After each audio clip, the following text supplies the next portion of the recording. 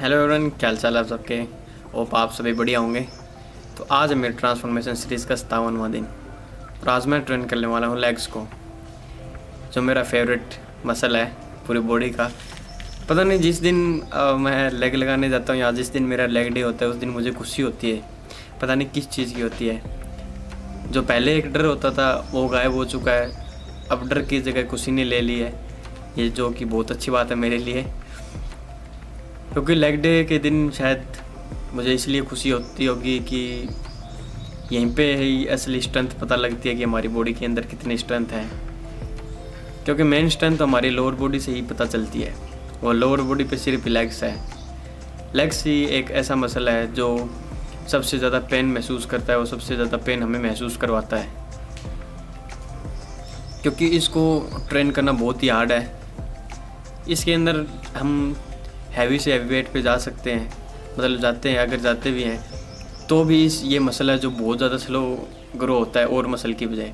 जो upper body है उससे बहुत स्लो ये ग्रो करता है। चाहे हम इसके अंदर कितनी भी एक्सरसाइज के वेरिएशंस रख सकते हैं, या हैवी वेट पे जाएं, या हम ड्रॉप सेट लगाएं, हमारे ऊपर है। लेकिन फिर भी इसकी ग्रो जो इसके सिस्टम के हिसाब से है वैसी होती है। जैसे कि अपनी अपर बॉडी होती है ना, बैक हो या बाइसेप या चेस्ट हो, अपर बॉडी में कोई भी मसल ले लो, तो वो थोड़े टाइम के बाद क्या होता है, दिखना स्टार्ट हो जाता है कि हाँ बंदा जिम जा रहा है। लेकिन लोअर बॉडी है जो लेग्स है, लेग्स ऐसी चीज़ है जो पता नहीं लगती है कि ये बंदा जिम जा रहा है या नहीं जा रहा है। हालांकि 2-3 महीने के बाद थाई के अंदर कट्स आ जाते हैं। तो अब ऐसा तो है नहीं सारा दिन शॉर्ट्स पहनने घूम रहे हैं और सबको पैर को स्ट्रेच कर फ्लेक्स कर करके हम सबको दिखा रहे हैं, ये देखो मेरे कट्स बन रहे हैं, ये देखो कट्स बन रहे हैं, मैं जिम जा रहा हूँ। ऐसा तो नहीं होता। लेकिन अब अपर बॉडी में हमें बोलने की ज़रूरत नहीं पड़ती है, लेग में हमें बोलने की ज़रूरत पड़ेगी अगर हम किसी को शो ऑफ करना चाहें, किसी को दिखाना चाहें तो। लेकिन अपर बॉडी में ऐसा नहीं है। टी शर्ट खोलो, अगर अच्छे एब्स है, अच्छी चेस्ट है, बैक है, तो ज़रूरत नहीं है, सामने वाले को अपने यहाँ भी दिख जाएगा कि बंदा हाँ जिम जा रहा है भाई, अच्छी बॉडी बना रखी है, अच्छा मेंटेन कर रखा है खुद को, सेल्फ केयर है। लेकिन लेग के अंदर ऐसा नहीं होता है। लेग के अंदर जो बंदा जिम जाता है या जो बंदा जिसके साथ जाता है, उन 2 लोगों को ही पता होता है कि हाँ ये इस बंदे की लेग अच्छी है। ऐसे तो पता नहीं चलता किसी को। लेकिन एक चीज़ से पता चल सकता है, जो हमारी हैमस्ट्रिंग होती है। हैमस्ट्रिंग से जब हम कहीं पे चेयर पे या कहीं पे भी बैठते हैं ना, तो वहाँ पे सीढ़ियों पे बैठे तो वहाँ पे हमारी हैमस्ट्रिंग है ना, वो थोड़े जैसे ट्राइसेप दिखता है ना वैसे बड़े दिखते हैं। अगर किसी बंदे को अच्छी खासी नॉलेज हो, वो बंदा तो बता सकता है हाँ भाई बंदे की लेग्स अच्छी है, थाई अच्छी है, या हैमस्ट्रिंग अच्छी है, या काफ अच्छी है।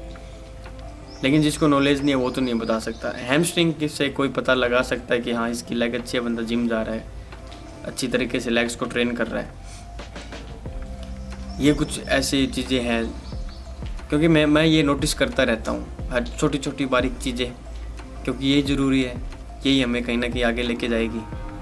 तो इन चीज़ों में मैं ध्यान देता रहता हूँ और कुछ नई चीज़ें सीखता रहता हूँ। तो जैसे कि अब हम बात करते हैं लेग के वर्कआउट की। जैसे पहले मैं अभी पिछले 10-15 दिनों से वो लेग को ट्रेन कर रहा था स्मिथ मशीन के ऊपर। लेकिन अब हम शिफ्ट कर चुके हैं लेग को वापस फ्री स्क्वाट्स के अंदर। इसका एक रीज़न है, मैं रीज़न बताता हूँ आपको क्या रीज़न है। स्मिथ मशीन के अंदर हम लेग को ट्रेन करते हैं ना, उसके अंदर क्या होता है कि हमारी फॉर्म ऑटोमेटिक सही हो जाती है, हमें कुछ करने की ज़रूरत ही नहीं पड़ती है। लेकिन जब हम फ्री स्क्वाट लगाने जाते हैं, फ्री स्क्वाट्स के अंदर टोटली हमें फॉर्म को सही करना पड़ता है। हमारे लेग्स कैसे होंगे, हमारे लेग्स कितने वाइड होंगे, हमारे लेग्स कितने आगे जाएंगे, हमारी बैक वो कितनी पीछे आएगी जब हम नीचे बैठेंगे, हमारे नीज़ है वो हमारे टो से कितने आगे जाएंगे, ये सब कुछ हमें डिसाइड करना पड़ता है। वो भी तब जब वेट हमारे शोल्डर्स के ऊपर हो तब। तो यहाँ से अगर हम देखें तो देख रहे हो ना कितनी चीज़ें हम सीख रहे हैं, कितनी माइंड में कितनी टाइम की कुछ सेकंड्स कुछ टाइम के अंदर कितने डिसीजंस लेता है।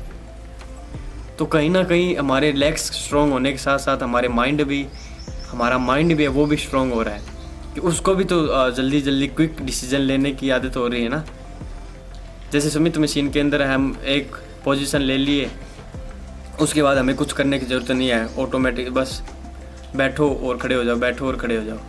लेकिन फ्री स्क्वाट्स में ऐसा कभी नहीं होता है, हमें बहुत ध्यान रखना पड़ता है हमारा वेट कहीं बाउंस ना हो जाए, हमारी जो फॉर्म है बैठने की वो गलत ना हो जाए। तो उन कुछ सेकंडों के अंदर, कुछ क्षण के अंदर हमारा माइंड कितने डिसीजंस लेता है। हमारे पैर बिल्कुल फर्श के ऊपर चिपके होने चाहिए, हिलने नहीं चाहिए। हमारी बैक वो ऐसे नहीं होनी चाहिए कि हमारी जो बैक वो पहले उठ रही है, लेग्स बाद में आ रहे हैं। ये कुछ चीज़ें जो हमारा माइंड डिसाइड करता है उन कुछ टाइम के अंदर, उस कुछ टाइम के अंदर। तो ये चीज़ बहुत अच्छी है, मुझे बहुत मज़ा आता है कि मेरा माइंड भी साथ साथ ट्रेन हो रहा है। लेकिन ऑब्वियस एक नॉर्मल सी बात ये भी है कि हमारे अगर लेग्स ट्रेन हो रहे हैं तो हमारे माइंड ऑटोमेटिक ट्रेन हो रहा है, क्योंकि इसको ये आदत हो रही है कि हाँ हमें पेन को सहन करना ही पड़ेगा, इसके अलावा हमारे पास कोई भी आइडिया नहीं है। There is no way, we have to bear this pain, है ना। क्योंकि जैसे मान लो हम या स्क्वाट्स लगाए या हैक स्क्वाट्स लगाए, मुझे अब तक की सबसे ज़्यादा मुश्किल एक्सरसाइज लगती है लेग्स की हैक स्क्वाट। बारिश स्टार्ट हो गई है। हैक स्क्वाट मुझे इसलिए सबसे ज़्यादा मुश्किल और सबसे ज़्यादा पेनफुल लगता है क्योंकि जब हम उसको परफॉर्म करते हैं ना, क्योंकि हमारी बॉडी पे तो वो मशीन है, वो दबाव डालती है, हमें नीचे की ओर धकेलती है। लेकिन फिर हम वहाँ पे उसके साथ जिद करके हम खुद को वापस ऊपर की ओर धकेलते हैं। वहाँ पे कंपटीशन होता है कि मशीन जीतती है या हम जीतते हैं, लेकिन जीतते हमेशा ही हम ही है, क्योंकि हमारा जिद उस मशीन से ऊपर होता है इसलिए। और उसके अंदर जो हमारा पूरा फ्रंट मसल है थाई का, लॉन्ग हेड है, वो उसको पूरे अच्छी तरीके से उसको कवर करता है।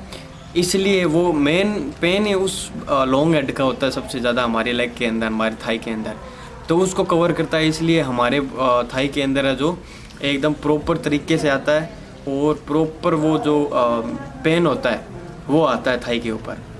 इसलिए मुझे ये एक्सरसाइज बहुत ज़्यादा मस्त लगती है, बहुत ज़्यादा अच्छी लगती है, क्योंकि ये टॉर्चर करती है हमारे लेग को, हमारे माइंड को। जब हम टॉर्चर हो रहे होते हैं तभी हमारा माइंड है वो स्ट्रॉन्ग हो रहा होता है। इसलिए मुझे बहुत मज़ा आता है खुद को टॉर्चर करने में, माइंड को टॉर्चर करने में। कभी कभार तो मेरा माइंड जब मुझे कंट्रोल करने की कोशिश करता है, मुझे ये बोलता है कि नहीं तुझसे नहीं हो पाएगा, तब मैं इसको गालियाँ देता हूँ, बहुत सारी गालियाँ, फुल एकदम मस्त खतरनाक वाली गालियाँ, नेक्स्ट लेवल वाली गालियाँ। नहीं एग्जाम्पल नहीं देना, एग्जाम्पल देने में ख़राब हो जाएगा सिस्टम सारा। फिर कहीं ना कहीं ये गालियाँ खाने के बाद रुक जाता है, लेकिन ये पता है ये तो सब बेकार चीज़ है। माइंड तो हमारा हमें खुद हमेशा ही हमें कंट्रोल करने की कोशिश करता है कि ये मेरे अंडर में काम करें, लेकिन ऐसा कभी नहीं होता और ना ही कभी होगा। मैं मेरे माइंड के अंडर में कभी भी काम नहीं करने वाला हूँ, चाहे वो कोई भी हो, कुछ भी हो, कभी भी। हमेशा ही मैं मेरे माइंड को मेरे अंडर में रखूँगा और यही हमें सबको रखना चाहिए। तो ये हैक स्क्वाट हमें हमेशा ही परफॉर्म करनी चाहिए। या ऐसे भी कर सकते हैं कि इस वीक हमने हैक स्क्वाट लगा लिया, नेक्स्ट वीक हम लंच से लगा लेंगे, फिर वापस अगले वीक हमने हैक स्क्वाट लगा लिया, या फिर अगले में वीक हमने या तो लंच से लगा लिया या कुछ कोई और एक्सरसाइज ट्राई कर ली जो इफ़ेक्टिव हो। इफ़ेक्टिव एक्सरसाइज हमें हमेशा ही ट्राई ज़रूर करनी चाहिए, चाहे हमने लाइफ में वो पहली बार ट्राई कर रहे हैं या हमने पहले भी कर चुके हैं। तो नेक्स्ट टाइम हम 1-2 एक्सरसाइज है वो नई ऐड करने वाले हैं, मैं सोच रहा हूँ। मैंने उनके रिव्यूज़ भी देखे हैं और उनको देखने के बाद जो बंदे करते हैं जब वो कर रहे होते हैं परफॉर्म, तब उनको हम वॉच करते हैं, तो वहाँ पे हमें भी कहीं ना कहीं पता लगता है कि हाँ सच में ये लेग के लिए काफ़ी इफ़ेक्टिव एक्सरसाइज है, काफ़ी मस्त एक्सरसाइज रहने वाली है। फैंसी टाइप नहीं लगती है। कुछ एक्सरसाइज बाइसेप की होती है जो हम बैठ के करते हैं, हमारे जो एल्बोज होते हैं हमारे नी के ऊपर होते हैं, वो जो फॉर्म होती है मुझे इतनी घटिया एक्सरसाइज लगती है, वो इतनी फैंसी एक्सरसाइज है। मैंने लाइफ में एक बार परफॉर्म किया सिर्फ उसको, उसके बाद कभी नहीं किया। तो लेकिन लेग की जो नई एक्सरसाइज मैं आपके साथ बात कर रहा हूँ, अभी आपको बताऊँगा नहीं, लेकिन नेक्स्ट वीक जब मैं उनको ट्राई करूँगा तब आपके साथ उसका एक्सपीरियंस शेयर करूँगा। उनको देखने पे लगता है हाँ सच में मज़ा आने वाला है इनको करने के बाद, सच में और ज़्यादा टॉर्चर होंगे हमारे लेग और हमारा माइंड। तो ये टॉर्चर करने वाली एक्सरसाइज है ना, हमेशा परफॉर्म करनी चाहिए, हमेशा। इनको कभी भी इनको इग्नोर नहीं करना चाहिए।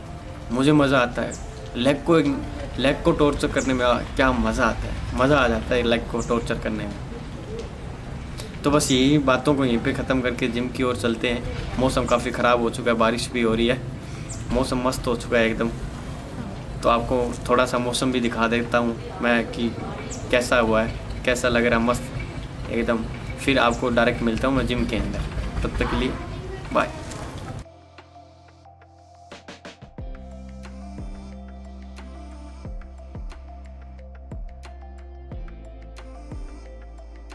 जिम में पहुंचने के बाद लेग का वर्कआउट स्टार्ट हुआ फ्री स्क्वाट्स के साथ, जिसके मैंने 4 सेट रखे।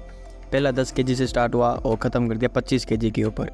इसको कंप्लीट करने के बाद अगली एक्सरसाइज मैंने परफॉर्म करी हेक्स स्क्वाट के 3 सेट थे। पहला सेट मेरा 2.5 kg से स्टार्ट हुआ और ख़त्म कर दिया 7.5 kg के ऊपर। इसको कंप्लीट करने के बाद अगली एक्सरसाइज परफॉर्म करी लेग एक्सटेंशन में पहला सेट 70 kg से स्टार्ट हुआ और ख़त्म हुआ 80 kg के ऊपर। इसको कंप्लीट करने के बाद अगली एक्सरसाइज मैंने परफॉर्म करी हैमस्ट्रिंग में पहला सेट 25 kg से स्टार्ट हुआ और ख़त्म कर दिया 35 kg के ऊपर। इसको कंप्लीट करने के बाद फिर अगली एक्सरसाइज परफॉर्म करी काफ के 3 सेट रखे। पहला सेट मेरा 12.5 kg से स्टार्ट हुआ और ख़त्म कर दिया 17.5 kg के ऊपर। इसको कंप्लीट करने के बाद फिर लास्ट एक्सरसाइज परफॉर्म करी ग्लूट्स, जिसको डंबल के साथ परफॉर्म किया। इसके 2 सेट लगाए, पहला सेट 30 kg से और दूसरा ख़त्म किया 35 kg के ऊपर। इसको कंप्लीट करने के बाद लास्ट में लेग्स को फ्लेक्स किया और इसी के साथ सारा वर्कआउट और दिन हो गया ख़त्म। मिलते हैं अगले दिन।